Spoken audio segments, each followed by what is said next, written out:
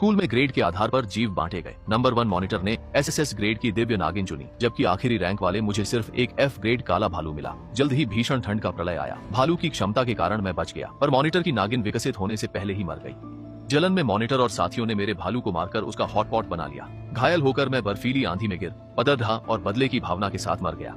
जैसे ही आंखें खुली, मैं फिर उसी दिन पहुंच गया जब हमें आत्मिक पशु चुनने थे। पिछले जन्म की तरह मैं काले भालू को चुनने ही वाला था कि ली यानपिंग चिल्लाई, रुको। वह अपनी सीट से उठी और गोद में बर्फ जैसी सफेद चमकदार नागिन लिए मेरे पास आई। उसने तुरंत उसे मेरी बाहों में थमा दिया, जैसे उसे डर हो कि मैं डिब्बे से काला भालू ना उठा लूं। उसने कहा, सफेद नाग तुम्हारे लिए है, मुझे काला भालू चाहिए। कक्षा के सभी सहपाठी भी यही चाहते थे। टीचर भी हैरान थे। इस सफेद नागिन में 80% प्राचीन रक्त था और ये स्वर्गीय नाग की वंशज थी। वहीं काले भालू में सिर्फ 20% रक्त था। दोनों में जमीन आसमान का अंतर था। कोई नहीं समझ पाया कि ली यानपिंग ने नागिन के बदले भालू को क्यों चुना। श्याओ येन, आत्मा पशु चुनना मजाक नहीं है, यह तुम्हारे भविष्य के विकास से जुड़ा है। जल्दी से हुएन के साथ बदल लो। हु एन को इस सफेद नागिन की ज्यादा जरूरत है। किसी भी आत्मा पशु के साथ जल्दी अभ्यास कर सकती हूँ, पर हु वैन की प्रतिभा सामान्य है। मिश्रित रक्त वाला भालू उसका जीवन बिगाड़ देगा। मैं हु वैन से आत्मा पशु बदलती हूँ। कक्षा में अचानक सब चुप हो गए। उसकी इस निस्वार्थता से सभी दंग रह गए। छोटी यान, साधना में मन की शुद्धता सबसे जरूरी है। तुम्हारा दिल निर्मल और नेक है, इसलिए कमजोर आत्मा पशु के बावजूद तुम्हारा भविष्य बहुत उज्जवल होगा। छोटे एन, अभी भी क्या सोच रहे हो? जल्दी से आभार व्यक्त करो। तुम्हारी झूठी हमदर्दी नहीं चाहिए, मुझे वही काली भालू दो। ली यानपिंग की नजरें घबराईं। उसने भालू को और कसकर जकड़ लिया। उसका चेहरा सिकुड़ा था, जैसे मैं उसे सता रही हूँ। हु वैन, मुझे मत परखो, मैं अपनी मर्जी से ये सौदा कर रही हूँ। ये चालें छोड़ो, नहीं चाहिए। तभी अचानक मेरी कलाई में तेज दर्द हुआ, जैसे किसी ने काट लिया हो। नीचे देखा तो छोटे सफेद सांप के 2 दांत धंसे थे और घाव से खून की बूंदें निकल रही थी। उसने अपनी 2 मुंही जीभ से कलाई को छाटा, जिससे झंझनाहट सी होने लगी। इतनी ही देर में उसने मुझसे जीवन मरण का एक रक्त संबंध अनुबंध कर लिया। चारों ओर फुसफुसाहट होने लगी। सबको लगा हुएन मजबूत है, इसीलिए उसने सफेद सांप नहीं लिया, पर वह दिखावा कर रही थी। एक तरफ सांप लौटाने को कहा और दूसरी तरफ चुपके से अनुबंध कर लिया, ताकि ली यानपिंग मुकर न जाए। बेकार इंसान दिखावा ही करता है। अब सांप मेरा है। अनुबंध के बाद वह सो गई। उनकी बातें सुन मेरा चेहरा गंभीर हो गया। मैं यह सफेद सांप नहीं चाहती थी, पर उसने जबरदस्ती की। यह सांप जल्द ही बोझ बन जाएगा। ली यानपिंग को देख मुझे लगा कि वह सांप नहीं, बल्कि काले भालू के लिए लड़ रही है। शायद उसने भी पुनर्जन्म लिया है। पिछली बार उसने सांप चुना था और मुझे मजबूरी में भालू मिला। तब मुझे नहीं पता था कि जल्द ही भीषण ठंड का प्रलय आने वाला है। दुनिया का तापमान गिरकर -50 डिग्री हो गया और पृथ्वी एक बर्फीला नर्क बन गई। लंबी उम्र वाली सफेद सांप भीषण ठंड में जमकर मर गई, पर मेरी अच्छी देखभाल से काला भालू जल्दी ही वयस्क हो गया। जब प्रतिभा साझा करने की शक्ति खुली तो मुझे प्रलय की ठंड से कोई डर नहीं था। बाद में जब मैं स्कूल टीम के साथ सामान ढूंढने गई तो ली यानपिंग ने कई बार भालू को बहकाने की कोशिश की, ताकि वह उसका साथी बन जाए। बार बार ठुकराए जाने पर उसने गुस्से में सबको उकसाया कि अगर भालू का मांस खा लिया जाए तो ठंड से बचा जा सकता है। जब हम बाहर निकले तो ली यानपिंग ने साथियों के साथ मिलकर मुझे और काले भालू को मार डाला और हम उनका भोजन बन गए। ली यानपिंग की गोद में ब्लैक स्नो को देख मेरी आंखें बर्फ जैसी ठंडी हो गईं। पिछले जन्म में वह भालू मेरा सबसे भरोसेमंद साथी था। इस बार ली यानपिंग ने मेरी ठंड सहने की शक्ति छीन ली है, लेकिन इस धोखे का बदला अब खून से ही चुकाना होगा। मैं उसे एकटक देख रही थी, तभी उसने भी अपनी आंखें घुमाकर मेरी ओर देखा।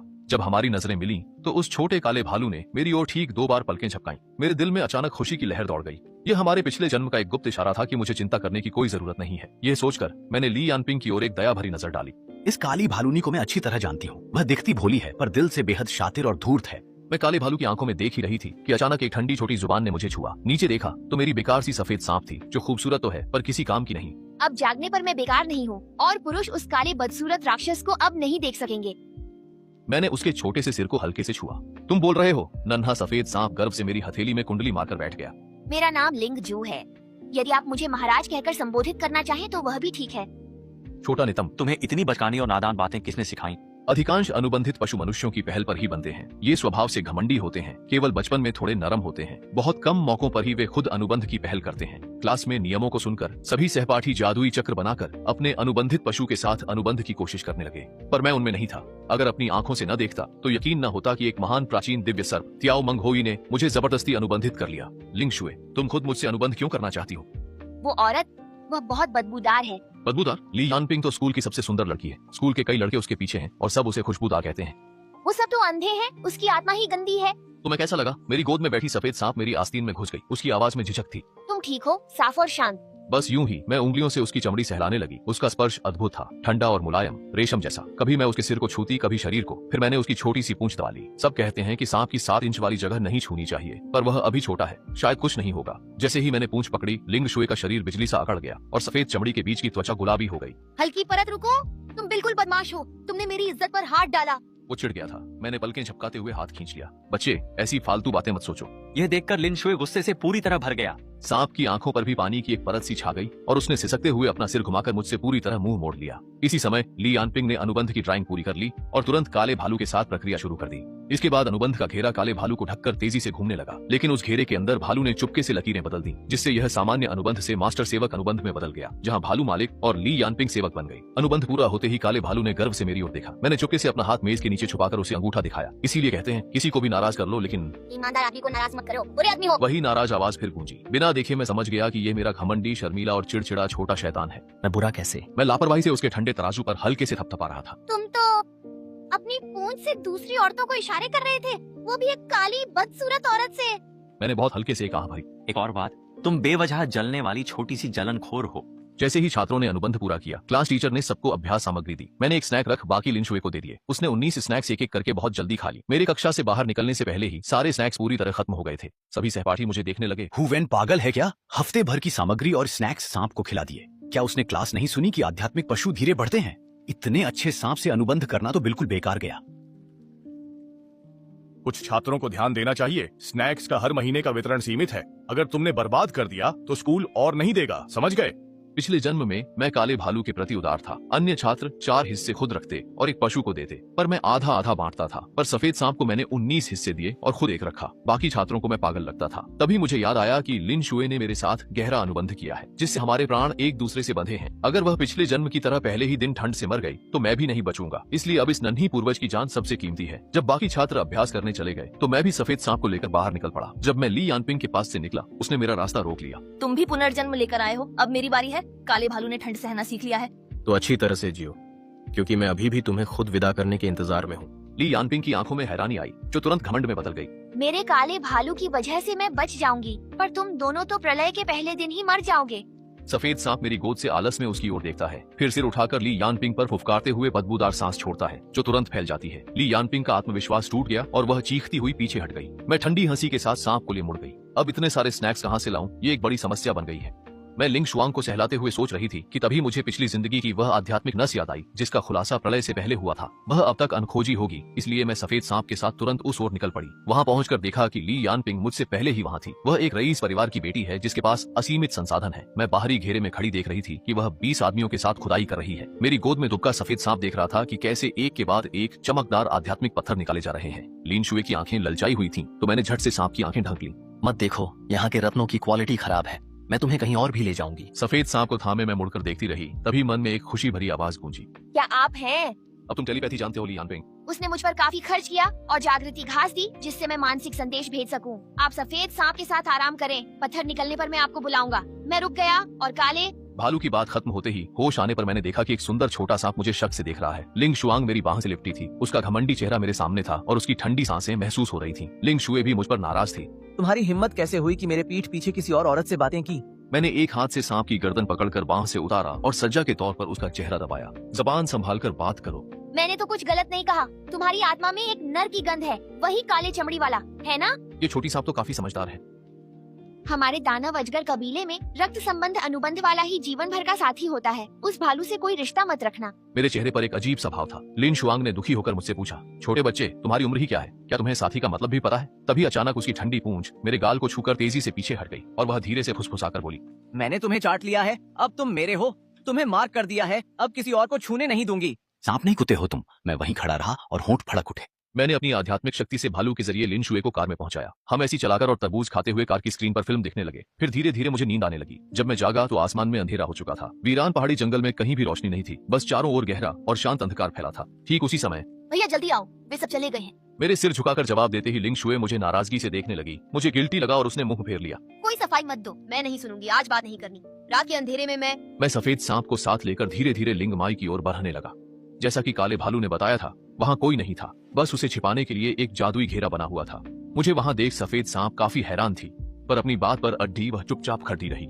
मैं उस घेरे के चारों ओर टहलने लगा। तभी भालू ने उसे खोलकर अपना सिर बाहर निकाला और मुझे हाथ से इशारा किया, भैया जल्दी आओ। मेरी गोद में बैठे सफेद सांप ने जब काले भालू को देखा तो गुस्से में अपनी जीभ बाहर निकाल ली। मैंने झट से सांप का मुंह ढक लिया और भालू की ओर देखकर मुस्कुराते हुए कहा, लिन शुए, ये थोड़ा गुस्से में है। फिर वो काला भालू आगे बढ़कर मुझे रास्ता दिखाने लगा। कोई बात नहीं भैया, आपको भी दीदी से नाराज नहीं होना चाहिए। पर सफेद सांप बाइशा की आवाज मेरे मन में गूंजी।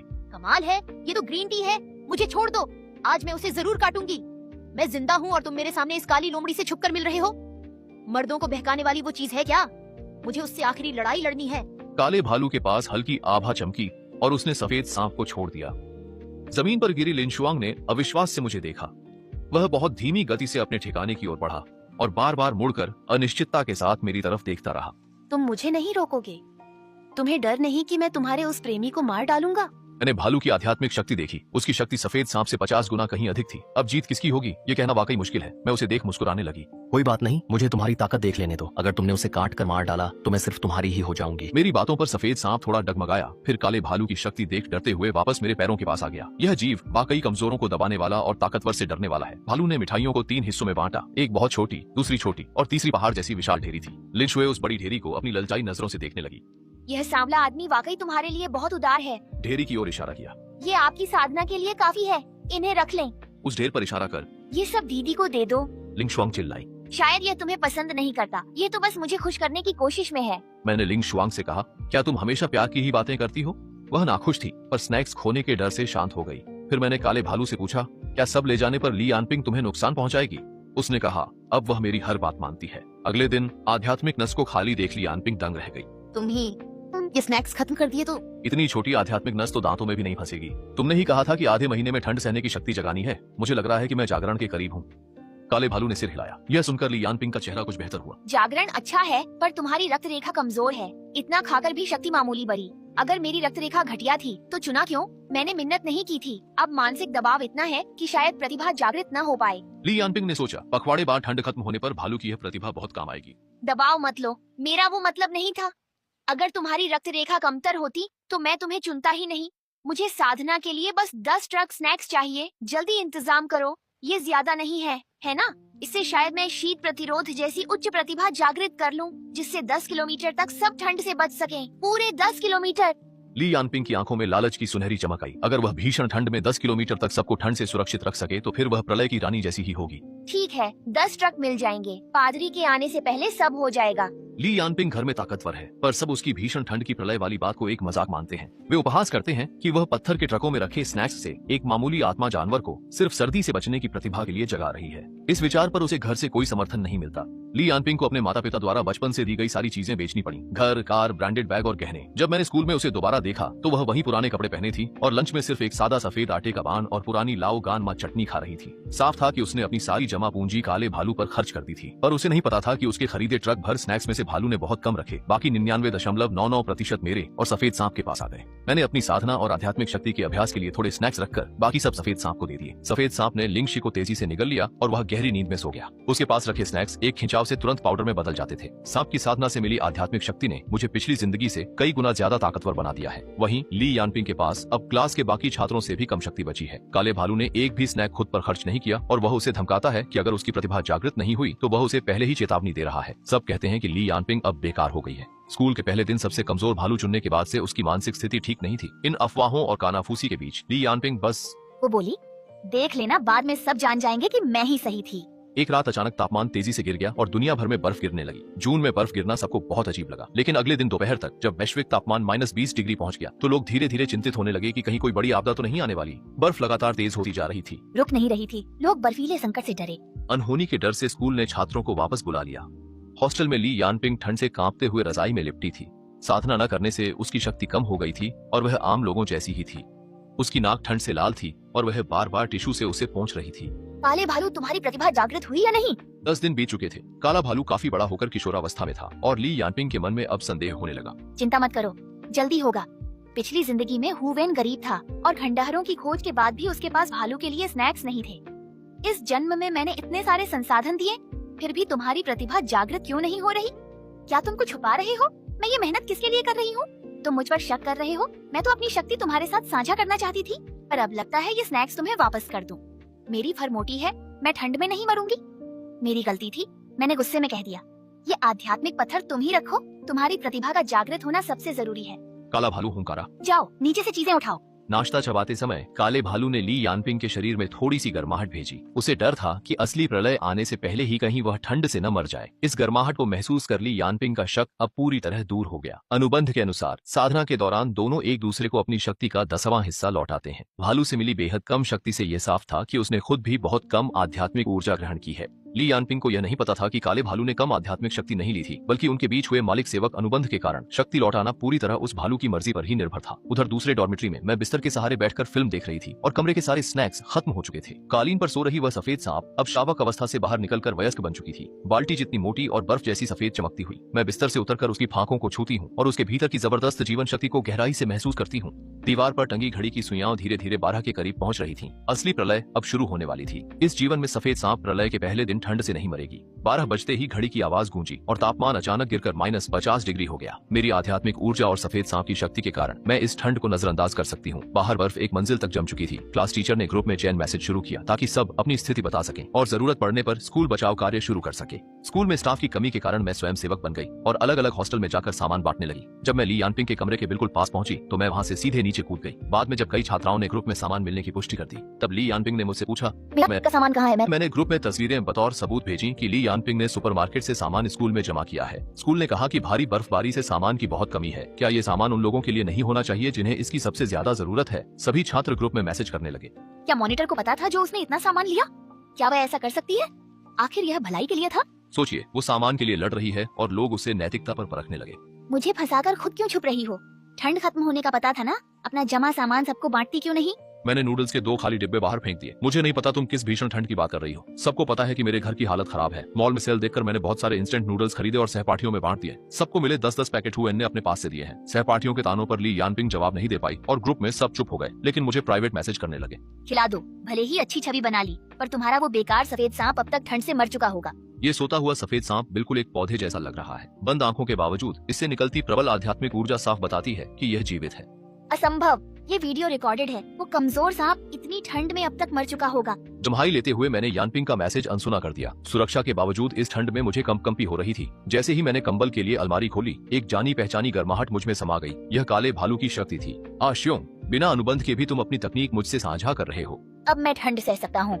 तभी मुझे याद आया कि काले भालू की क्षमता केवल ठंड नहीं बल्कि शक्ति के साथ ठंड सहने की थी। पिछली जिंदगी में मेरी सीमित ताकत और स्नैक्स की कमी से वह पूरी तरह जागृत नहीं हो पाया था। तब उसने मुझे बचाने को जबरन आधी अधूरी क्षमता ही जागृत की थी। ली यानपिंग अब कैसा है? भालू ने विजुअल शेयरिंग शुरू की। उसे भरोसा था कि अब वह सर्दी से नहीं डरेगा, इसलिए ली यानपिंग ने अतिरिक्त रजाई नहीं ली थी। इस वक्त वह खुद को पतली रजाई में लपेटे हुए थी और उसका चेहरा ठंड से नीला था। क्या तुम्हारा संकल्प पूरा नहीं हुआ? कहते हुए काला भालू बिस्तर पर कूदा और उसे अपने नीचे दबा लिया। फर्श से टकराते ही हड्डियां टूटने की आवाज हुई और ली यानपिंग दर्द से दांत पीसने लगी। सुनो, मेरे पास एक अच्छी खबर है। मैंने जागृति में सफलता पाली है। ली यानपिंग की आंखें चमक उठीं। वह भालू द्वारा बिस्तर से गिराए जाने की बात भूल गई। जल्दी करो, मुझे ठंड लग रही है। मैंने तुम्हें जगाने के लिए अपनी सारी जमा पूंजी और टॉफियां खर्च की हैं। मैं तुम्हारी मालिक हूँ। हमारे अनुबंध के मुताबिक तुम्हारी शक्ति पर मेरा पूरा हक है। ली यानपिंग ने अनुबंध के जरिए भालू की शक्ति लेनी चाहिए, पर उसे एहसास हुआ कि वह इसे सक्रिय नहीं कर पा रही है। अपनी आंखें खोलकर तो देखो, आखिर हमने क्या अनुबंध किया है। अनुबंध को ध्यान से जांचते हुए ली यानपिंग ने वहाँ 2 जादुई संरचनाएं और उनमें की गए बदलावों को देखा। देख लिया, यह मालिक सेवक अनुबंध है। तुम मेरी क्षमताएं साझा नहीं कर सकते। ली यानपिंग बेसुध रह गई। तुमने भी हस्तक्षेप किया था। सिर्फ मैं ही नहीं, हुएन भाई भी पुनर्जन्म ले चुका है। पिछले जन्म में तुमने हमें मारकर खाया था। अब हमारा बदला लेने का समय है। भले ही तुम्हारा पुनर्जन्म हुआ हो, हुएन का अनुबंध उसी बेकार सफेद सांप से है। सांप के मरते ही अनुबंध के कारण हुएन भी मर जाएगा। ली यानपिंग की आंखों में डर था, पर भालू बिना और बात किए चला गया। भीषण ठंड के कारण अब तापमान का विवरण नहीं दिया जाता। पिछली बार की तरह बिजली, पानी और इंटरनेट पूरी तरह ठप हो गए। इस रात के बाद कई लोग फिर कभी नहीं जागे।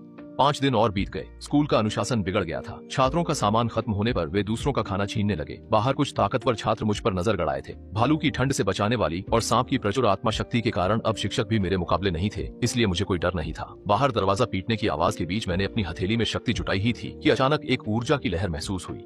अचानक मेरे कमरे से एक ऊर्जा लहर फैल गई और बाहर अफरा तफरी मच गई। कंबल पर कुंडली मारे सफेद सांप की दिव्य चेतना से आवाज गूंजी, दफा हो जाओ।